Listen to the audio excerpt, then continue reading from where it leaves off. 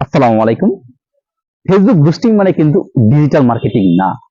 Digital marketing অনেক বৃহৎ একটা সেক্টর, আর ফেসবুক বুস্টিং হচ্ছে তার মাইনর একটা পার্ট।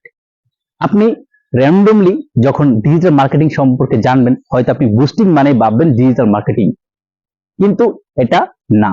ডিজিটাল মার্কেটিং হচ্ছে বিশাল একটা সেক্টর। এখানে অনেক অনেক কিছু আছে। প্রপারলি যদি আপনার বিজনেসে ডিজিটাল মার্কেটিং অ্যাপ্লাই করতে পারেন, তাহলে আপনার সেলস 100% নিশ্চিত।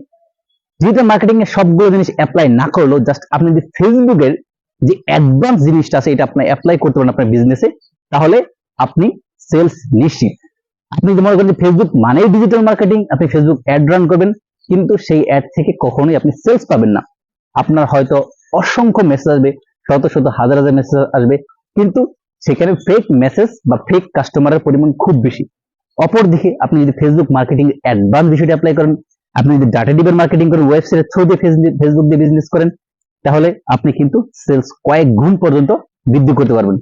তাই একটা কথা সবসময় মনে রাখবেন, ফেসবুক বুস্টিং মানে ডিজিটাল মার্কেটিং না।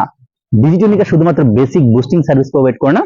ডিজিটালিকা ডিজিটাল মার্কেটিং এর একদম বেসিক থেকে টপ লেভেলের যে সার্ভিসগুলো আছে বা টপ স্ট্র্যাটেজিগুলো আপনার বিজনেসে অ্যাপ্লাই করে কিন্তু আপনার সেলস নিশ্চিত করে।